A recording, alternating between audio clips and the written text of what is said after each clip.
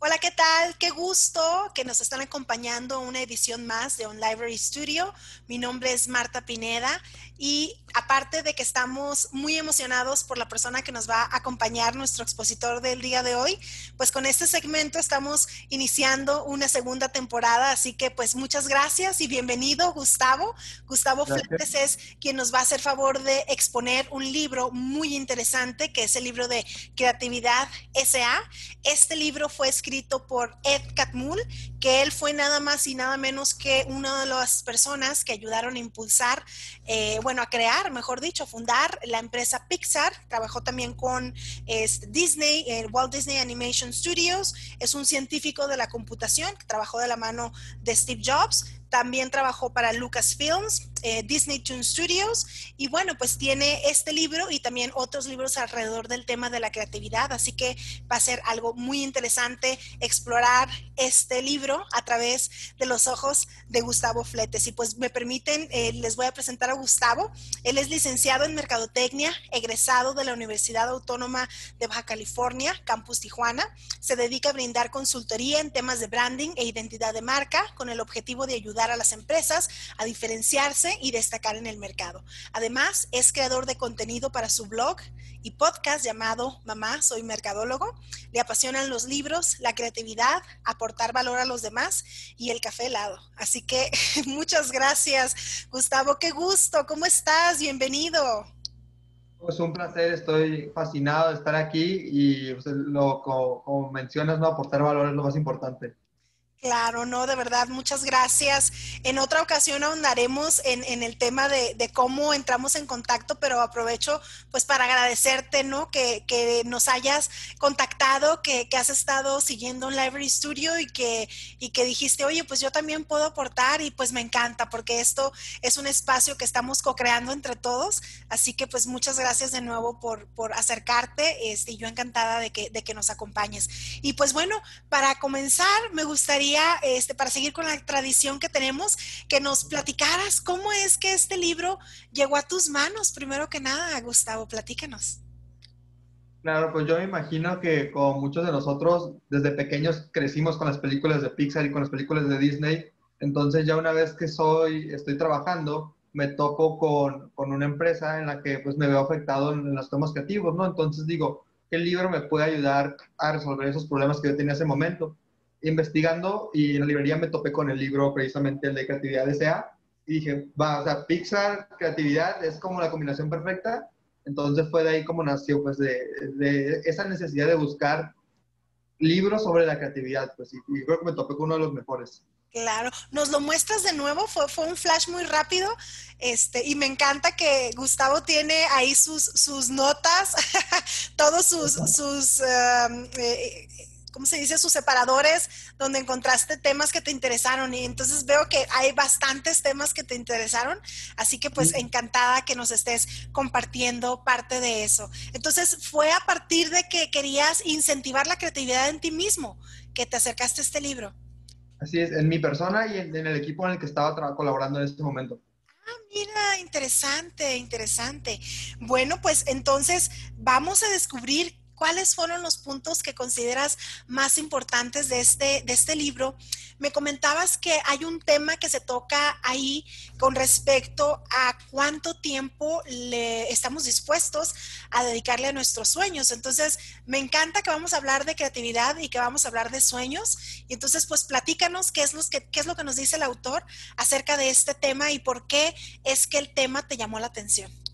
Claro, te voy a platicar un poquito sobre la historia de Ed Catmull. Él empezó siendo como todos nosotros, te digo, un niño que se vio maravillado por este mundo de las caricaturas, la animación, pero lamentablemente, o como muchos nos ha tocado, él se dio cuenta que no tenía esta habilidad para dibujar, pues como muchos nos ha pasado probablemente. Y entonces él dijo, bueno, pues si yo no puedo ser un animador, pues me voy a dedicar a otra cosa que también me gusta, que en este caso es la informática, porque él era un genio en las matemáticas y en la física, ¿no? Entonces, pero su sueño siempre fue crear historias, ¿sabes? Ese siempre fue como que su núcleo. Mm, Pero cuando se dio cuenta que no tenía esa habilidad, y es un momento duro, pues, o sea, enfrentarte a esa realidad es un momento que te pega. Entonces, él en la carrera se da cuenta que puede generar gráficos por computadora Entonces es el momento en el que dice, por medio de esto que estoy estudiando, creo que puedo hacer una película o puedo acercarme a mi sueño de ser un animador. Ojo, ahora no iba a ser un animador tradicional, pero aparte de que era una industria que ya estaba desapareciendo, pues porque la tecnología estaba llegando y creo que fue el momento justo en el que él dijo, voy a aprovechar este cambio tecnológico y voy a ser pionero porque realmente no había nada hecho en ese momento. Claro, creo que es interesante también traer a colación porque estuve viendo varias conferencias y entrevistas que encontré de él que me pareció interesante conocer, ¿verdad?, a profundidad al personaje. Y él dice, tomen en cuenta que estamos hablando de finales de los 50, ¿no? Cuando él creció y estuvo tomando esta inspiración de los dibujos animados de Walt Disney y luego ya pues hacia los 60, cuando ya está en la universidad, pues realmente no había nada sobre el tema, ¿no? Y él se mete a lo que sería quizás algo como informática, ¿no? A ciencias computacionales, y desde ahí es que aborda su gusto por la animación, ¿no? Entonces, pero hizo, no nada más se metió a estudiar algo, sino en realidad a crear estas plataformas para desarrollar la animación, ¿no? Entonces, qué interesante la forma que él lo aborda. Y hablando de cuánto tiempo es que le vamos a dedicar a estos sueños, ¿qué más dice la autora acerca de esto? Claro, en esa parte fíjate que es muy curioso porque nos ha tocado, o lo he vivido en experiencia propia, que uno se frustra, es decir, cuando empiezas un proyecto, una empresa o algo, si tú no ves resultados, y te estoy hablando de diferentes periodos de tiempo, pueden ser meses o incluso años, pues uno tiende a abandonarlo porque dice, bueno, tal vez esto no es para mí, y lo dejas y vuelves a un estilo de vida más tradicional, por así decirlo, pero es lo chistoso porque desde que él quería hacer una película hasta que el momento en que se estrenó Toy Story pasaron 20 años.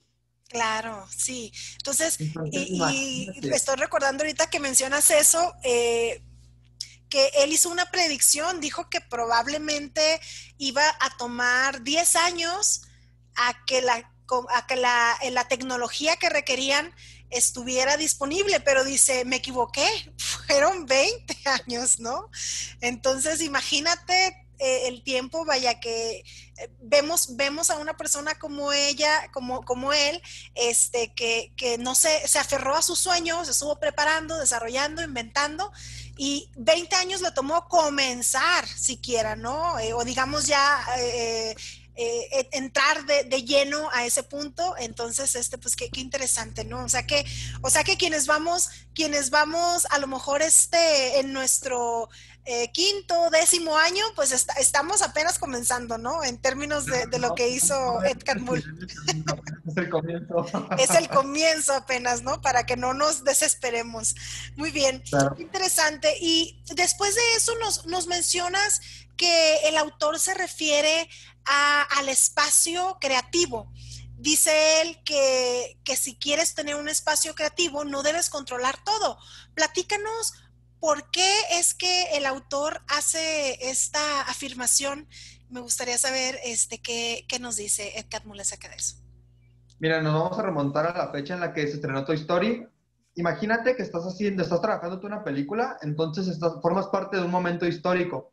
Entonces, cuando se estrena, empiezan a trabajar luego, y fue un éxito, empiezan a trabajar en la película de Bichos, que es su segunda producción. Oh, sí, claro. Pero las personas que trabajaban en Toy Story estaban estresadísimas, estaban que se querían arrancar el cabello, estaban muy mal mentalmente, pues, pero realmente nadie decía nada o nadie renunciaba porque era un momento histórico, pues si se quedaban iban a ser ellos parte de la historia. Y fue cuando Ed dijo, wow, yo pensé que todos estaban bien, pues. Y dice, yo siempre tuve la puerta de mi oficina, siempre estuvo abierta y yo tenía muy buena comunicación con todos, pero nunca me imaginé que las personas estuvieran con este grado de estrés, pues. Entonces fue ese momento en el que dijo, ¿sabes qué? Una vez que se estrenó Toy Story, ¿cuál va a ser mi propósito? Porque dijo, mi propósito era hacer una película animada por computadora, pero una vez que ya lo cumplí, ¿qué sigue? ¿Se trata de repetir el éxito? Dice, no, eso suena muy, no es para mí. Entonces, a través de esa experiencia de que las personas no estaban conformes, no estaban a gusto como él se lo imaginaba, él dijo, va a ser mi misión buscar y proteger la creatividad dentro de toda la industria de Pixar. Y dijo, esa va a ser mi misión de aquí hasta que me retire. Y ese fue su nuevo enfoque y fue a lo que se dedicó. Claro, porque si estamos hablando de que él nos está proponiendo a través de este libro, Creatividad S.A., ¿no? El libro original en inglés es Creatividad Inc. En Sí, realidad el autor pues ahí nos está diciendo que es posible fundamentar una empresa en la creatividad, ¿verdad? Pero la creatividad se va a dar si y solo si también estás dispuesto a soltar parte del control, ¿no?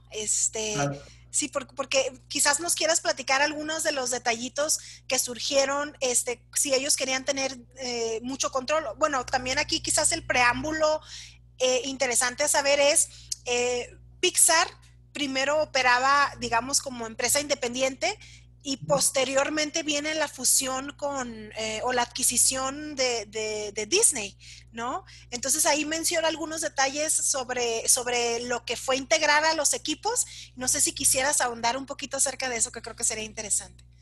Sí, la verdad que fue para Ed todo un reto porque la forma de trabajar que tenían era muy diferente, tanto el equipo de animación de Disney como el equipo de Pixar. Entonces, imagina, en Pixar apenas estaba fomentando esta cultura creativa a más abierta al riesgo, porque si realmente quieres una empresa creativa, tienes que aceptar cierto grado de riesgo, porque si no lo haces, te vas a quedar haciendo lo mismo que otras empresas. Y ese era uno de los miedos que Ed tenía sobre Pixar, que no quería que fuera la típica startup, que por fuera luciera todo bien, pero por dentro era un desastre y que se iba a desmoronar pronto, ¿no? Entonces uno de los retos fue adaptar la cultura de Disney y la cultura de Pixar y hacer que trabajen juntos, porque antes el equipo de producción tenía muy controlados a los artistas y los artistas se sentían agobiados.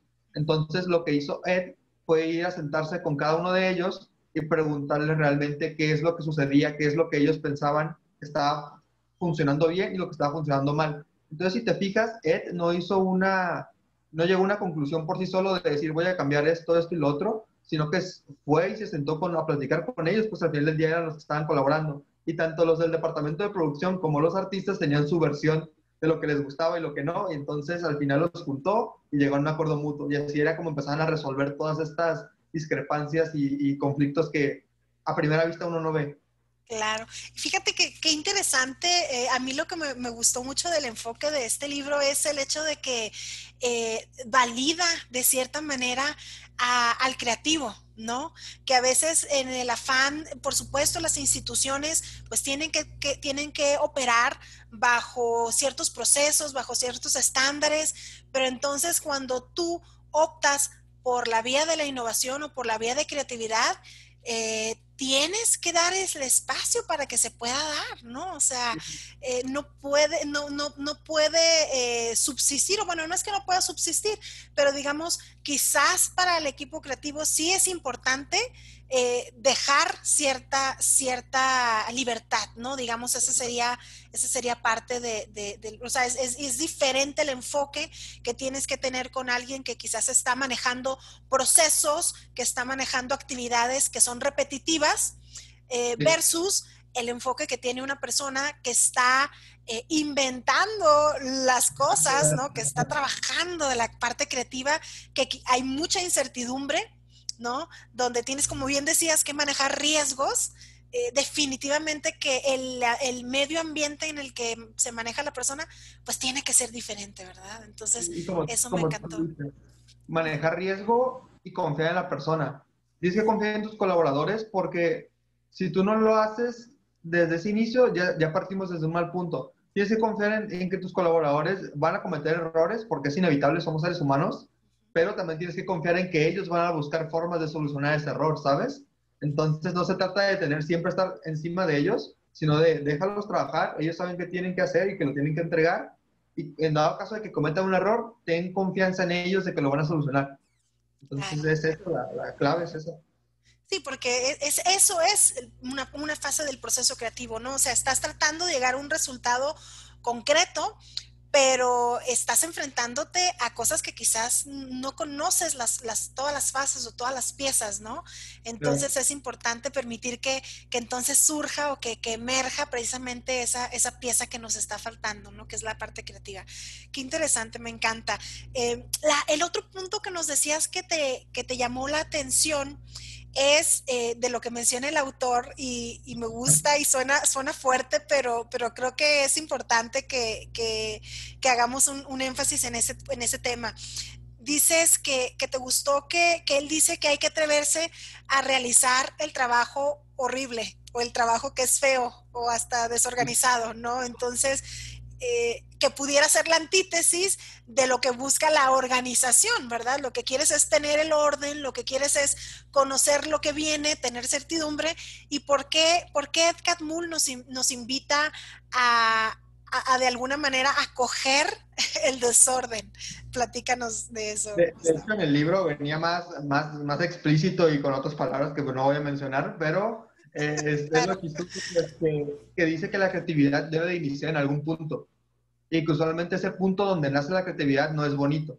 Pues hay mucho desastre y si, especialmente si es la primera vez que haces algo, ten por seguro que no va a ser algo bello, algo tal vez hermoso que puedas mostrar a todo el mundo, pero debe iniciar en algún lugar. Pues de hecho sus películas, ellos los llaman como niños feos.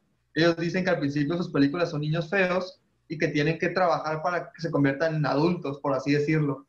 Entonces dicen que tienen que andarlo y son procesos que tardan, o sea, para hacer una película pueden tardar meses, años, y la verdad que eso es algo, permitirse hacer trabajo horrible, te permite crear películas con 39 minutos sin diálogo, que fue Wall-E, que fue un movimiento muy arriesgado, pero si nos hubieran dado la oportunidad, o por ejemplo Ratatouille, imagínate una rata que cocina, o sea, es algo que dices, no conecta esto con lo otro, ¿no? Pero por eso mismo son capaces de crear esas historias que cuando los vemos nosotros nos conmueven y nos llenan de cierta forma y dices, wow, pero si no hubiera nacido esa idea horrible, por así decirlo, terminaríamos creando clichés, por de cierta manera, pues.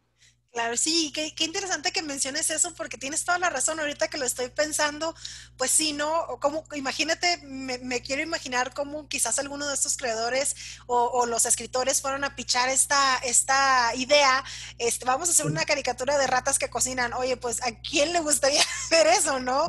Vamos a hacer una caricatura muda, ¿no? O sea, oye, pues ya pasamos de la era del cine mudo, ¿por qué habríamos de hacer una película que tiene un fragmento de ese tamaño sin hablar, ¿no? Entonces, entiendo muy bien lo que dices, de que la creatividad, pues, en cierta parte, ¿verdad? Hasta que no llegas al trabajo terminado, pues tienes un montón de partes quizás desensambladas y el arte o la creatividad surge precisamente en hacer que todo eso funcione, ¿no? Qué interesante.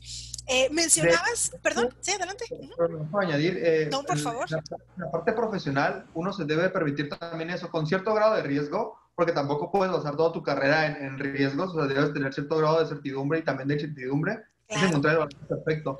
Entonces, ya sea que tengas proyectos independientes o ideas que quieras probar en la empresa, date la oportunidad de probar cosas nuevas y que probablemente al principio se vean como un fracaso, pero realmente no sabes a dónde te puede llevar esa idea.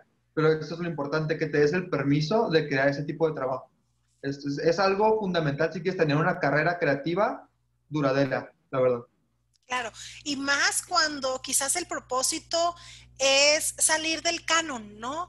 No estar simplemente replicando lo que están haciendo los otros porque es tendencia, ¿no? Sino aquí Así es. también partiendo de que esta empresa quería pues romper con lo que se había estado haciendo hasta ese momento y entonces pues por supuesto que hacer eso implica ciertos riesgos, pero de alguna manera también pues dentro de lo que cabe con ciertos cálculos, ¿no? Así Nos es. decías también que te llama mucho la atención el tema de la batalla de las perspectivas. Platícanos eso, ¿a qué te refieres con ese tema? Ya, mira, Marta, la forma en la que uno percibe el mundo a través de su visión es totalmente diferente a la tuya, a la mía, o realmente nunca va a existir otra persona que piense igual que nosotros. Entonces, imagínate, en un terreno creativo, si tú pones o contrastas una forma de pensar con otra, pueden suceder dos cosas. o es extremadamente positivo para la empresa porque obtienes una amplitud de tu visión, o es todo un desastre porque obtienes una batalla de ego. Entonces, aquí este tema de la perspectiva se refiere Ed Catmull al tema de que tenían que trabajar con la visión de Pixar, pero la visión también de Disney, o sea, tenían que ver la manera de conjugarlas. Ese es el tema de por qué lo traes a colación. Es esa, que bueno, por supuesto en las empresas también tenemos esas perspectivas, ¿no? Está la perspectiva a lo mejor del área financiera, pero está la perspectiva también del departamento y está la perspectiva a lo mejor del cliente, ¿no? Entonces hay que conjugar todo eso, ¿no? Sí. Sé que el siguiente punto es bien interesante porque es el tema que también te llamó mucho la atención, que es el del el otro Steve Jobs. Entonces, platícame a qué te refieres o a qué se refiere el autor con el tema de el otro Steve Jobs. De hecho, aquí tocando la batalla o la perspectiva de egos y toda esa parte, en Pixar tienen por así decirlo, un círculo que se llama Brain Trust. El Brain Trust es un espacio creado especialmente para criticar las ideas, con el fin de poder ampliar tu visión y poder mejorar el proyecto. Entonces, imagina, tú y yo entramos a una sesión de Brain Trust y digo, ok, digamos que yo soy el encargado de una película, ¿no? Entonces digo, ok, vamos a hacer Toy Story 5, por así decirlo. Entonces voy a exponer mi idea sobre lo que es mejor para el proyecto. Entonces las personas que están ahí deben de también proponer lo que ellos opinan de forma positiva y negativa del proyecto, de que digan, tal vez este punto para mí no es tan relevante, mira, tal vez si ves por este lado, porque es una realidad que cuando estás tan metido tú en un proyecto, a veces ya no ves más, porque ya le diste muchas vueltas, pero cuando lo expones, lo dejas tu idea y la expones a otras personas, en lugar de ofenderte, y decides aprender, dices, wow, o sea, yo no había visto este punto, mira qué padre está lo que él me dijo, es eso, pues, y el Brain Trust, lo padre es que la persona encargada no tiene que escuchar o no tiene que hacer caso de todos los comentarios, o sea, tú decides lo que es mejor para el proyecto, tienes que tomarlo en cuenta, los comentarios, y así tú puedes decidir mejor, dices, ok, este punto que me habían dicho que estaba malo, no lo había considerado y yo lo tenía muy presente, entonces voy a desistir de él, pero me voy a quedar con mi idea principal porque creo que es la mejor para el proyecto. Entonces, el desapego de las ideas creo que es algo fundamental. Y también por eso te hablo de Steve Jobs, porque muchos tenían miedo a dialogar con él, porque es este personaje que se tiene esta percepción de que era una persona que tenía unos ideales muy fuertes y que si realmente tú intentabas debatir con él, tú siempre salías perdiendo, ¿no? Uh-huh. Claro. Entonces, Ed lo que menciona es que el otro Steve Jobs es la persona que él conoció, porque él estuvo colaborando codo a codo con él 26 años, imagínate, ¿no? Qué grande. Y dice que lo que se escribe de él o lo que se ha escrito, lo que se ha dicho, se enfocan mucho en los errores que él cometió en su pronta carrera como empresario cuando era más joven. Pero dice que eso no es ni la mitad de lo que era Steve Jobs. Y para mí eso me pareció increíble porque sí, todos hemos escuchado ciertas historias de él y dice Ed que probablemente sí son ciertas, pero que no es todo el panorama, pues. Claro. Dice que...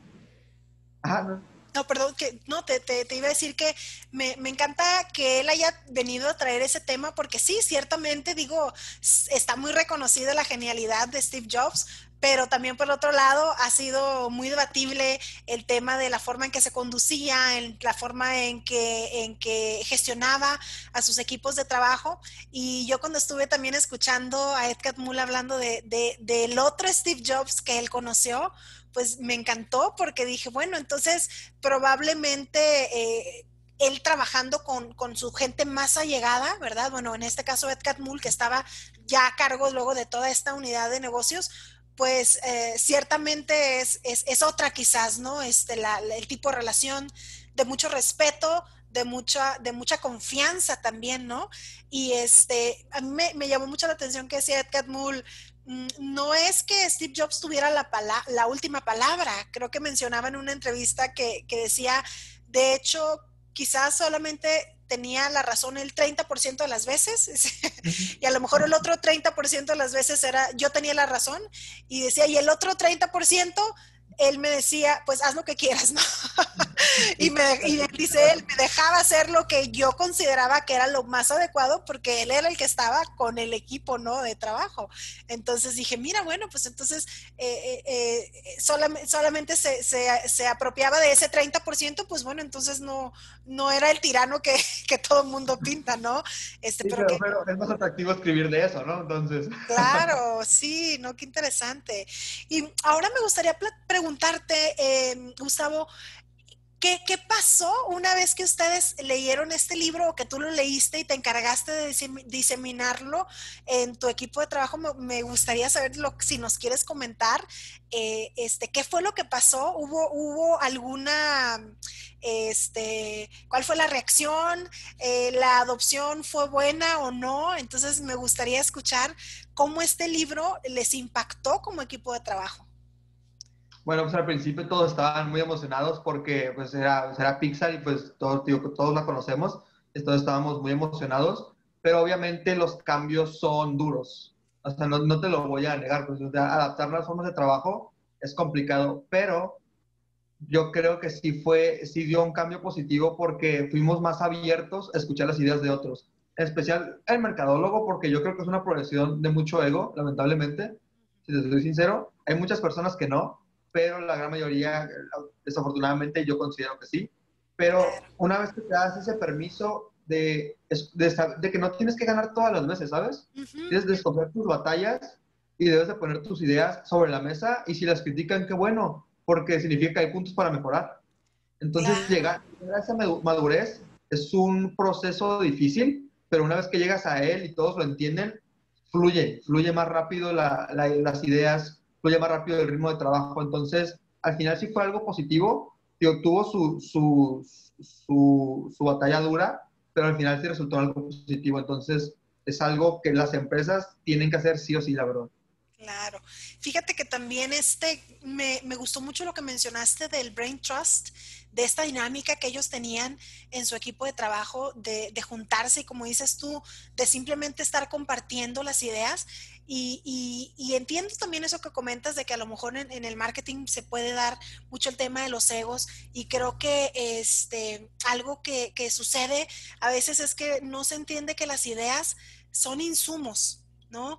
Las ideas son parte de la pintura que nos va a ayudar a crear esta imagen, ¿no? Y a veces hay que mezclarlas y a veces hay que revolverlas y a veces hay que darle el color, ¿no? Claro. Y sí, ¿no? Entonces, no es que una sola idea es la que va a venir y va a revolucionar todo. Es importante hacer estos ejercicios sin juicio, ¿no? Entonces creo que esa era también parte de lo que, bueno, es lo que escuché, que Ed Catmull decía que era parte del éxito de este Brain Trust, de estas dinámicas donde ellos compartían estas ideas, porque entraban ahí sin juicio, ¿no? Era simplemente ponte una en la mesa, sin miedo a que te la vayan a robar, porque esa era otra, ¿no? Sí, Tú claro. decías, tengo una muy buena idea y entonces no la quiero compartir, pero entonces me estoy perdiendo de que el equipo escuche algo que venga a modificar alguna idea que ellos ya tienen, ¿no? Y eso es Claro. parte de la riqueza que nos podemos perder cuando no compartimos las ideas o cuando no las rebotamos o cuando no tenemos un equipo con quien rebotarlo, ¿no? Así es. Qué interesante. Y bueno, De pues hecho, sí, dime. lo curioso era que, por ejemplo, Steve Jobs era una persona que respetaba mucho. Si tú eras muy apasionado por algo, él lo respetaba. Entonces dice que una vez tuvo una conversación con un empleado porque no querían hacer el formato de cine con la pantalla estas negras que tienen arriba, que no ahorita olvidé el nombre, cómo se llama, ¿no? Pero las líneas negras. Entonces fue con el encargado de la película y estuvieron debatiendo como por una hora. Y una vez que terminaban de debatir, salió súper asustado y fue con Ed y le dijo, creo que hice enojar a Steve Jobs. Y Ed se rió y le dijo, no, tú ganaste. Porque él decía que Steve Jobs era una persona que tenía esta capacidad de pensar muy rápido. Entonces dice que Steve Jobs era el balance entre lo emocional y lo lógico, porque él apreciaba la parte humana, pero también la parte, o sea, como que esto hace sentido o no. Entonces dice que si tú lo convencías, él te dejaba y te respetaba y no había como que algo más allá de un rencor o algo así. Entonces, esa parte ahí me pareció increíble. Creo que Steve Jobs por eso tuvo tanto éxito, porque él era este balance entre la parte humana, la creativa y la parte racional. Entonces, para mí fue también increíble conocer esa parte. Me encanta eso que acabas de mencionar y coincido contigo totalmente. Creo que a lo mejor el afán de cuestionar que quizás tenía Steve no era tanto para por un tema de que no le llamara la atención la idea o que no estuviera de acuerdo. Creo que quizás era también una parte de identificar si la persona estaba segura porque estaba haciendo lo que estaba haciendo, ¿no? Así es una No, forma de o sea, validar. exacto, de validar, más de validar que por tratar de obstaculizar, ¿no? O sea, porque como dices tú, él era una persona muy lógica, muy práctica, pero también entendía la parte técnica y entonces quería, yo creo que identificar cuáles eran las motivaciones detrás de hacerlo de así versus hacerlo de la otra manera, ¿no? Entonces, me encanta eso que has mencionado, porque quizás son parte de las dinámicas que se dan en las empresas, ¿no? A veces el supervisor o el gerente del proyecto, pues también él tiene que dar cuentas a otros y si vamos a cambiar de un formato a otro, ¿por qué lo vamos a hacer? ¿No? ¿Cuál es el argumento que quizás yo tengo que ir a dar allá enfrente o allá arriba? Sí, ¿No? Entonces a veces hay que estar, creo que es importante, creo que Steve Jobs incentivaba que su equipo de trabajo eh, fueran pensadores críticos, ¿no? De saber decir, de argumentar las profundizar en esa cosas. parte. Claro, por supuesto. Y pues bueno, ya para concluir, me gustaría que comentaras, Gustavo, también ahora, digamos, en el plano personal, en las cosas que tú estás haciendo, y ahora me gustaría cambiar un poquito el enfoque para que también nos platicaras qué es lo que estás haciendo, pero me gustaría, ahorita nos platicaste de tu equipo, ahora de manera personal, ¿qué elementos adicionales quisieras agregar a lo que te ha dejado este libro? Sé que tienes un podcast, ahorita nos platicas de eso, no sé si quizás de ahí se derivó hacer tu podcast, pero bueno, platícame de manera personal qué te deja este libro o qué más le aprendiste. Claro, pues al final del día es la parte también del miedo, del no atreverse a hacer muchas cosas por temor al qué dirán o por temor a tal vez mi idea no es tan buena. Entonces este libro me permitió soltarme un poquito en esa parte porque yo era muy reservado en esa área. Entonces, por ejemplo, Mamá es un mercadólogo nace como un concepto que es una página donde ahí tiene un blog y una extensión también es el podcast. Y al final del día son extensiones que ahí me permiten desarrollar mi creatividad, por así decirlo formato de escribir, pues tú sabes que es algo más controlado, donde tienes más control de cómo lo dices, cómo el tono y todo. El formato podcast es más como una conversación, es algo más a lo que no estás acostumbrado. Entonces, el libro me permitió darme ese permiso a mí de crear, ¿sabes? Y como te digo, al principio, mamá soy mercadólogo, era un niño feo, siendo honestos, pues porque es la verdad. Pero la evolución que ha tenido, la verdad que me ha encantado. Y sobre todo que sea también esta plataforma por eso me encantó Online Studio, porque estas plataformas que le aportan valor a las personas, para mí es algo invaluable. Es algo de mucho valor, la verdad. Muchas gracias. No sé si quieres platicar cómo es que nació Mamá Soy Mercadólogo. Creo que está interesante la historia. Platícanosla para que las personas que nos escuchan, la persona que nos escucha, conozca el contexto de este podcast. Y por supuesto también aquí vamos a dejar las ligas para que lo sigan.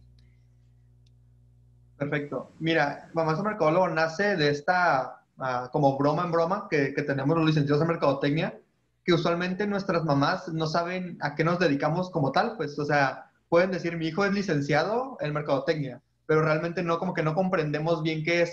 Entonces yo tenía muchas charlas con mi mamá porque ella sí sabía lo que era un doctor, porque ella quería que fuera doctor, ¿no? Que fuera un Ah, abogado, algo así, ¿no? Entonces, Mamá Soy interesante. Mercadólogo nace como una respuesta a mi mamá de que, mira, si te metes aquí, puedes ver todo lo que hago, de lo que hablo, porque mercadotecnia no es solo una cosa, es una combinación de muchas que te ayudan a alcanzar objetivos.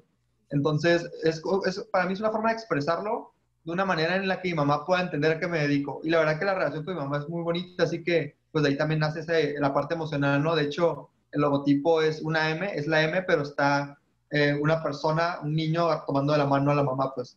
Oh, Entonces, ok, claro, sí, sí, sí, qué sí. interesante. Y bueno, pues finalmente me gustaría que comentaras también parte de las actividades que tú realizas, porque si a alguien le gustaría encontrarte también, pues quiero que podamos expresar qué es lo que tú haces y ahorita también que nos compartas cuáles son las redes sociales donde te podemos encontrar para que las menciones, yo como sea, como comentaba, las voy a agregar aquí, pero platícanos un poquito más acerca de cuáles son los servicios que tú brindas. Sí, yo me dedico a brindar asesoría de forma independiente con un colaborador sobre la parte de branding, la parte de la construcción y el gestionamiento de las marcas. ¿Y por qué me enfoqué en esta parte? Porque yo creo que las marcas tienen que diferenciarse y tienen que destacar. Desde ahí, si ese punto no está bien aterrizado, puedes tener un gran marketing, puedes tener un gran equipo, una gran fuerza de ventas, el mejor producto, pero si ese fundamento no está aterrizado, la verdad es que te va a ser muy difícil. Entonces, yo lo que me dedico es que mis clientes destaquen y sobresalgan en el mercado de todas las formas, o sea, porque branding es una cuestión estratégica. Yo colaboro con un diseñador, o con un equipo de diseñadores, pero todas las decisiones que tomamos son estratégicas, desde el color, la tipografía, cómo va a hablar la marca, dónde va a estar la marca, cómo se va a comportar. Entonces, definir todo eso, créeme que es un proceso complicado, pero cuando lo traes a la vida y se lo muestras al cliente, dice, wow, yo no me di cuenta que ocupaba esto hasta que ahorita que tú me lo mostraste.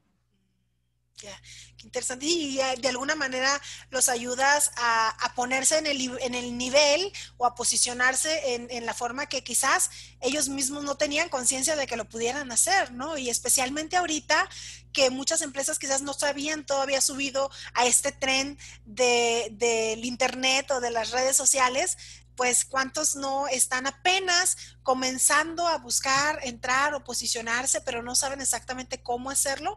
Entonces, ese tipo de estrategias son las que tú puedes brindar a las empresas, ¿verdad? Pues muy Así bien, es. me encantó y bueno, cabe decir que digo, sigo todavía anonadada por tu rapidez, tu habilidad de implementación. La verdad que te agradezco de nuevo que te hayas acercado a un Library Studio y que hayas aportado tanto en ideas y hacer todo de forma pues tan rápido, ¿no? Entonces, de verdad que pues ahora sí que sí me impresionaste muchísimo y te agradezco, ¿no? Entonces dije yo, oye, pues si esto hace en una actividad que la realiza de forma voluntaria, pues ¿qué no hará con sus clientes? Así que pues no, de verdad que encantada por tu participación, por tu colaboración en este espacio. No sé si haya algo más que quieras agregar antes de que cerremos el segmento. Sí, la verdad es que me gustaría decir que cualquier persona que lea este libro, que se dé la oportunidad, por favor, de leerlo. Y créanme que lo que platicamos el día de hoy no les va a arruinar el libro, porque lo que yo les comenté, probablemente cuando ustedes lo lean van a encontrar otros puntos que van a decir, ¿por qué Gustavo no mencionó esto? ¿Por qué se le olvidó esta parte? Pero tenemos que entender que la lectura es algo personal y que según el momento de nuestra vida que vayamos viviendo y las experiencias que tengamos, habrá puntos que nos llamen más la atención que otros. Entonces yo los invito a leer el libro y créanme que se van a sorprender. Es un libro maravilloso y les va a encantar. Pues muchas gracias. Gracias de nuevo, Gustavo, por habernos acompañado el día de hoy. Y pues me queda nada más pedirte que menciones las redes para que te escuchen de viva voz en dónde te podemos encontrar. A mí me pueden encontrar como Gustavo Fletes en LinkedIn o en Facebook. Me pueden contactar directamente. A mí me encanta tener el trato personal porque es una actitud que siempre he tenido mía. Pues entonces he tenido varios personas que me han dicho que debe ser más de negocio, más frío, más calculador, pero la verdad es que es este balance, ¿sabes? Entre la parte humana y la parte de los negocios. Entonces, ahí me encanta formar relaciones y vínculos con las personas porque de ahí surge todo el valor. Entonces, me Claro, ponen y es un con... formato que te acomoda, ¿no? Porque también querer imponer una forma de hacer alguna cosa, pero que no vaya con tu personalidad, pues también es ahí donde ya no se siente auténtico, ¿no? Así es. Entonces, yo creo que yo estoy en contra de parecer falso y todas esas cosas. Entonces, pues me pueden contactar de forma directa o si les interesa el podcast o el blog, lo pueden encontrar en Facebook o en Spotify como Mamá Soy Mercadólogo. Excelente, muy bien. Y como sea, por supuesto, pues aquí les vamos a dejar los enlaces directos para que puedan entrar en contacto con Gustavo. Pues no me queda más que de nuevo darte las gracias por habernos acompañado y por supuesto también gracias a ti que nos escuchas y que nos das el favor de tu atención y pues no me queda más que invitarte a que nos acompañes a una próxima edición de On Library Studio donde estaremos compartiendo más libros, más ideas y por supuesto co-creando este espacio junto contigo. Me encanta Creatividad S.A. de Ed Catmull. Y gracias, Gustavo, por habernoslo compartido. Hasta luego, entonces. Nos vemos en una edición más de On Library Studio. Gracias.